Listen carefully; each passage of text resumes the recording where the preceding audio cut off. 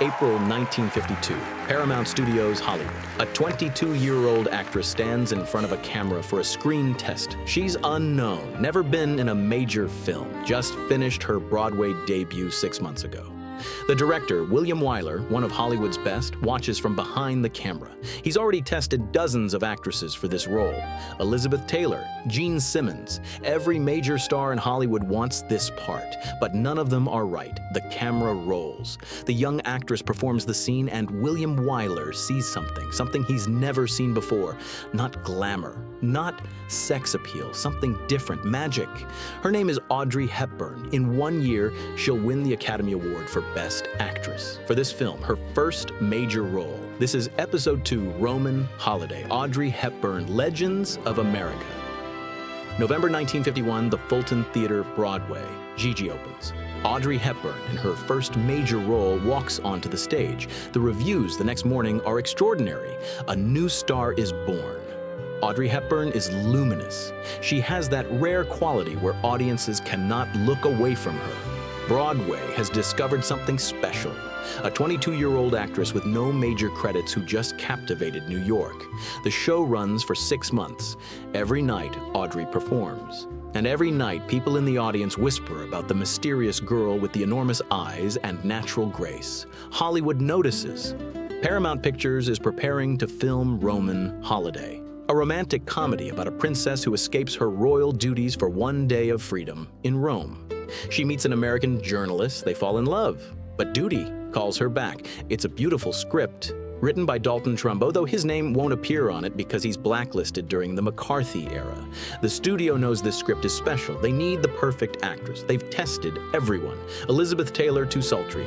Gene Simmons, too mature. Deborah Kerr, too British. The role requires someone who can be both innocent and sophisticated, royal but relatable, beautiful but not intimidating. They can't find her.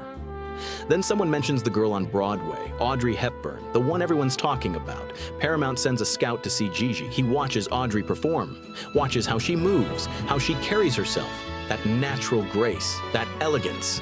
He reports back that this might be their princess.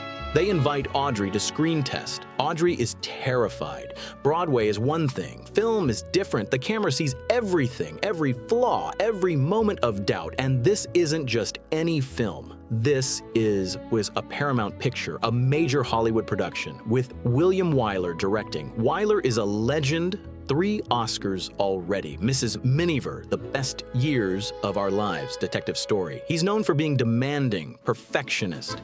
He does 30, 40 takes until he gets exactly what he wants. And he's going to test an unknown Broadway actress. April 1952. Audrey arrives in Hollywood for the first time. She's overwhelmed. The studios, the palm trees, the sunshine. Everything is bigger, brighter, more intense than anything she's experienced. She stays at a small hotel, rehearses her lines, practices in front of the mirror. She thinks about the war, about starvation, about eating tulip bulbs, about everything she survived. If she survived that, she can survive a screen test. The day arrives, Paramount Studios, sound stage 9. Audrey walks onto the set, crew members everywhere, lights, cameras. William Wyler standing near the camera, watching her with those intense eyes. Audrey is terrified but hides it. Years of ballet training taught her posture. Years of wartime trauma taught her how to function while scared. Wyler explains the scene. The princess has escaped her handlers. She's in Rome, free for the first time in her life. Meeting a journalist who doesn't know who she really is. It's playful, romantic, light. But here's the trick. Wyler doesn't tell Audrey the camera is still rolling after the scene ends. He wants to see who she really is when she thinks no one is watching. Audrey performs the scene. She's good, natural, charming. The script comes alive in her performance. Wyler calls cut. Audrey relaxes, laughs, talks to the crew naturally, jokes, smiles. And the camera is still rolling, capturing all of it. Wyler watches the monitor, watches Audrey being herself, unguarded, real, genuine, and he knows this is his princess. But there's a problem. a big problem. Audrey Hepburn is unknown. She's done one Broadway show, a few minor British films where she had 2 lines. She's nobody in Hollywood terms. The studio has already cast the male lead, Gregory Peck, major star, Gentleman's Agreement, 12 O'Clock High, The Gunfighter, one of the biggest actors in Hollywood, box office gold. The studio's plan is simple. Gregory Peck gets top billing, his name above the title. Huge. Audrey gets introducing credit, small at the bottom. That's how Hollywood works. Stars get billing, unknowns get introduced. But Gregory Peck sees Audrey's screen test, and he makes a decision that changes everything. Peck contacts the studio, demands a meeting with the producers, and he tells them something they don't expect.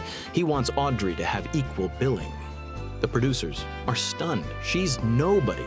He's the star. This is his picture. Peck is firm. He's seen her screen test. She's going to win the Oscar for this role. He refuses to be the actor who made her take introducing credit. Equal billing, or he walks from the project. This is extraordinary, unheard of. Stars protect their billing. It's their currency, their proof of status. And Peck is willing to share his. The studio argues. Peck doesn't budge. He knows what he saw. Audrey isn't just good, she's a star. And stars deserve equal billing. Finally, the studio agrees. The posters will read Gregory Peck and Audrey Hepburn in Roman Holiday. Equal billing for an unknown actress in her first major film. Audrey is overwhelmed when she hears this. She's never met anyone in Hollywood like Gregory Peck, someone who sees her talent and wants to help rather than compete. It's the opposite of everything she expected from Hollywood. When they meet on set for the first time, the gratitude in her eyes is unmistakable. Peck simply smiles and tells her she's going to win the Oscar. She thinks he's joking. An Oscar? For her first film? Impossible. But Peck isn't joking. June 1952, filming begins in Rome. Audrey has never been to Rome, never seen the Colosseum, the Spanish Steps, the Trevi Fountain except in photographs. Now she's filming there on location in one of the most beautiful cities in the world. The production is magical. William Wyler shoots on real Roman streets, the Mouth of Truth, the Colosseum, the Tiber River. Tourist locations become movie sets. Audrey is nervous the first few days. This is film, not theater. You can't feed off audience energy. You have to be real, intimate, subtle. The camera is inches from your face, but Wyler is patient. He sees Audrey's potential. He does take after take, not because she's bad, but because he wants perfection. And slowly, Audrey relaxes into the role. She becomes Princess Anne, the sheltered royal who discovers freedom, who falls in love with life, with Rome, with an American journalist. The chemistry between Audrey and Gregory Peck is undeniable. It's not romantic in real life. Peck is married and they're both professionals. But on screen, magic. There's a scene on a Vespa. Peck driving through Roman streets with Audrey on the back, arms around his waist, laughing as they weave through traffic. It's spontaneous, joyful, real. There's the scene at the Mouth of Truth, the ancient Roman stone face where legend says if you put your hand in its mouth and tell a lie, it bites your hand off. Peck pretends the mouth has bitten his hand. Audrey's scream of terror is genuine. Peck didn't tell her he was going to do it. Wyler kept it in the film, raw, authentic, perfect. There's the dance scene on a river barge. Audrey dancing in a simple dress, hair short and carefree, completely different from the glamorous Hollywood starlets. She's elegant, but natural, sophisticated, but accessible. Women watching will want to be her. Men watching will fall in love with her. 3 months of filming. Audrey works harder than she's ever worked. Wyler demands perfection. 30 takes, 40 takes, until it's exactly right. But Audrey doesn't complain. She survived Nazi occupation. She ate tulip bulbs to stay alive. She can handle a perfectionist director. And slowly she realizes something. She's good at this, really good. Film acting feels natural to her. The camera loves her. Those enormous eyes, that expressive face, the way she moves. Ballet trained her body. War trained her soul. Broadway trained her craft. Film is where it all comes together. August 1952, filming wraps. Audrey returns to London exhausted but exhilarated. She has no idea if the film is good. Wyler doesn't tell his actors anything. He just shoots and edits and creates his vision. All Audrey knows is she gave everything she had. Now, She waits, August 1953, 1 year after filming Wrapped. Roman Holiday premieres in New York City. Audrey attends wearing a simple white floral dress. Elegant but understated. She doesn't have the money for haute couture yet. She's still a struggling actress living in a small London flat, but she doesn't need expensive clothes. She has something better. She has presence. The lights dim. The film begins. And for the next 2 hours, Audrey watches herself on screen for the first time in a major film. She's terrified. Every actor hates watching themselves. Every flaw is magnified. Every moment of doubt visible. But as the film plays, something happens. The audience falls in love. They laugh at the comedy. They gasp at the romance.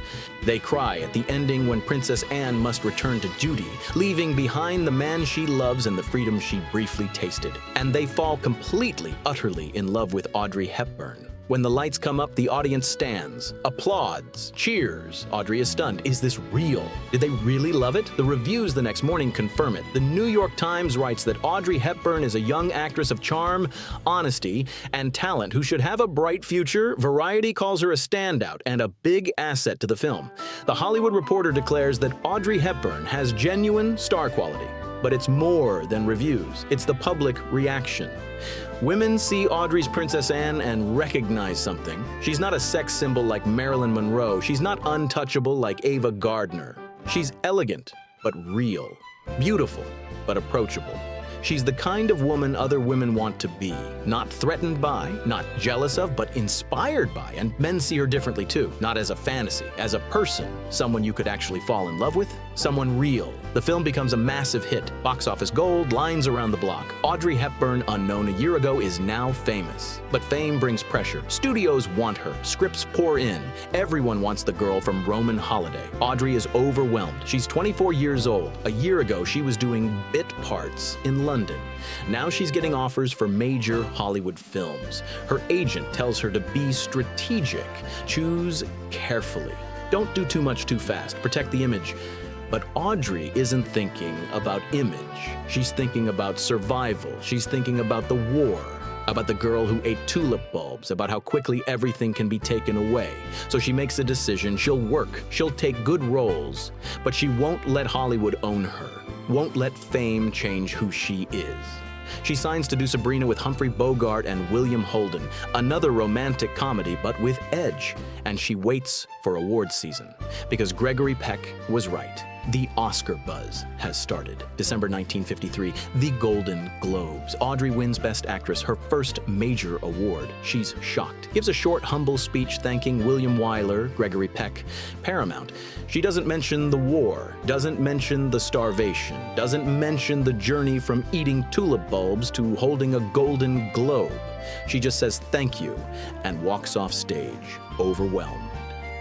January 1954. The Oscar nominations are announced. Roman Holiday receives Best Picture nomination, Best Director for William Wyler, Best Screenplay, Best Cinematography, and Best Actress for Audrey Hepburn. She's nominated for an Oscar for her first major film. The competition is fierce. Deborah Kerr for From Here to Eternity, Leslie Caron for Lily, Ava Gardner for Mogambo, Maggie McNamara for The Moon is Blue. These are established stars. Audrey is the newcomer, the unknown, the long shot. But the buzz is building. The industry loves a Cinderella story, and Audrey's story is remarkable. War survivor, resistance courier, starvation victim, Broadway success, screen test sensation, instant star. It's the kind of story Hollywood dreams about. March 25th, 1954, the 26th Academy Awards, RKO, Pontage's Theater, Hollywood. Audrey attends wearing a white floral Givenchy gown. Simple, elegant, perfect. She's nervous, terrified actually. What if she doesn't win? What if this is her peak?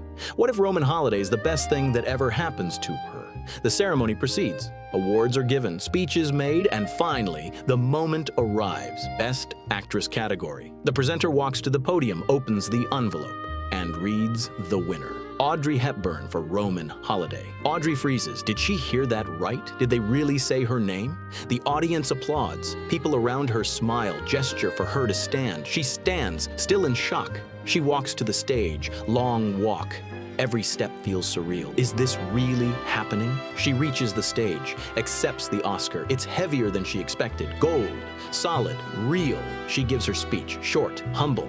Thanks, William Wyler, Gregory Peck, Paramount, her mother. Her voice shakes slightly. She's overwhelmed. This is too much, too fast. 1 year ago, she was unknown. Now she's an Oscar winner. She walks off stage, goes backstage, holds the Oscar, looks at it, reads the engraving. Audrey Hepburn, Best Actress. Roman holiday, 1953. And she thinks about the journey, the war, the hunger, the survival, her father abandoning her uncle's execution, the 88 pounds, the tulip bulbs, the British soldiers who saved her life with bread and chocolate, everything she survived, everything she lost, everything she fought for. And now this, an Oscar in Hollywood, America. She's 24 years old. Winning the Oscar changes everything. Overnight, Audrey becomes one of the most famous women in the world. Magazine covers, interviews, paparazzi, everyone wants a piece of her. Everyone wants to know her story, but Audrey doesn't want to be that famous, doesn't want the spotlight. She's private, reserved. The war taught her to be careful, to protect herself, to not trust easily. Fame feels dangerous, exposed, like the Nazis are watching again, and if you reveal too much, they'll hurt you. She knows that's irrational. The war is over, she's safe, but trauma doesn't work rationally. The feelings remain. Studios offer her films, huge money. She can pick her projects now, be selective, but there's pressure. If she says no to the wrong project, will they stop asking? If she's too selective, will Hollywood move on to the next new face? Her agent advises her to strike while she's hot, do 3 films a year, build the career, maximize the moment. But Audrey remembers something. During the war, she learned that survival isn't about moving fast, it's about moving carefully, strategically. One wrong step and you're dead. So she's careful with her career, chooses quality over quantity. Sabrina with Billy Wilder, War and Peace with King Vidor. Funny Face with Fred Astaire. Good directors, good scripts, good co-stars. And she meets someone who will change her fashion forever. Hubert de Givenchy, young French designer, 1953. Audrey is preparing for Sabrina and needs costumes. The studio sends her to Paris to meet with Givenchy. Givenchy expects a famous Hollywood actress, glamorous, demanding, difficult. Instead, Audrey walks in. Thin, simple black pants and shirt, ballet flats, no makeup, hair in a simple ponytail. She's apologetic. She knows he's busy. She just needs a few simple pieces for the film. Givenchy is charmed. This isn't a diva, this is a real person, humble, kind, with extraordinary natural elegance. He designs clothes for her, simple, clean lines, nothing fussy, nothing overdone, just pure elegance. And a partnership is born. For the next 40 years, Givenchy will dress Audrey every major event, every film where she has control. He becomes her personal designer, her friend. The Audrey look is created. Simple black dresses, clean lines, minimal jewelry, ballet flats. The opposite of 1950s Hollywood glamour. No cone bras, no tight sweaters, no platinum blonde hair. Just elegance, class, sophistication. And women around the world respond. They don't want to look like Marilyn Monroe. They want to look like Audrey Hepburn. But behind the elegance, Audrey struggles. Fame is overwhelming. The pressure is constant. Everyone wants something from her, and she's lonely. She's 25 years old, famous, rich, successful, and lonely. She meets Mel Ferrer, actor, director, 12 years older, sophisticated, worldly. He understands the entertainment industry, understands the pressure. They start dating. It's intense. Fast, maybe too fast, but Audrey is desperate for connection, for someone who understands. 1954, they marry. Audrey thinks this will ground her, give her stability, family, the thing she lost when her father abandoned her. But Mel is complicated, controlling, jealous of her fame. He's an actor too, but she's the star. That creates tension, Still, for a while, it works. They work together on films, War and Peace. They travel together. They're Hollywood's elegant couple. Audrey wants children, desperately wants children, but she struggles with fertility. The war damaged her body. The starvation affected her reproductive system. She has miscarriages, multiple miscarriages. Each one breaks her heart a little more, but she keeps trying. Because having a family, being a mother, is the dream that matters more than any Oscar. The Oscar sits on a shelf. The fame continues. The films keep coming. But what Audrey really wants is simple: to be a mother, to have a family, to create the stable home she never had as a child. That's the dream worth fighting for. 1954, Audrey Hepburn, Oscar winner, stands in her Hollywood home holding the golden statue. 2 years ago, she was unknown. 5 years ago, she was recovering from starvation. 10 years ago, she was eating tulip bulbs under Nazi occupation. Now she's one of the most famous women in the world. She thinks about Gregory Peck, the man who insisted she get equal billing when she was nobody. The man who saw her talent before anyone else. The man who told her she'd win the Oscar when she didn't believe it. He was right about everything. The Oscar is real. The fame is real. The success is real. But so is the loneliness, the pressure, the constant scrutiny, the feeling that everyone wants something from her, and no one sees the real person underneath. The war child who survived is now a Hollywood princess, but princesses live in cages, even if the cages are golden. Audrey makes a promise to herself. She'll be grateful. She'll work hard. She'll never forget where she came from, but she won't let Hollywood own her, won't let fame define her, won't let success erase the girl who ate tulip bulbs. That girl survived the Nazis. She can survive Hollywood. The Oscar is just the beginning. There's more to come, more films, more awards, more fame, but also more struggle, more heartbreak, more difficult choices. Because the question isn't whether Audrey can be a star. Roman Holiday proved she can. The question is, can she be a star and still be herself? Can she be famous and still be real? Can she be Hollywood royalty and still be the war child who remembers hunger? Next episode will answer that question, because in 7 years, Audrey Hepburn will do something that shocks the world. She'll make a film that becomes more iconic than even Roman Holiday. A film where she wears a little black dress, stands in front of Tiffany's, and creates an image that will last forever. Episode 3, The Audrey Effect, Breakfast at Tiffany's, the moment she became eternal.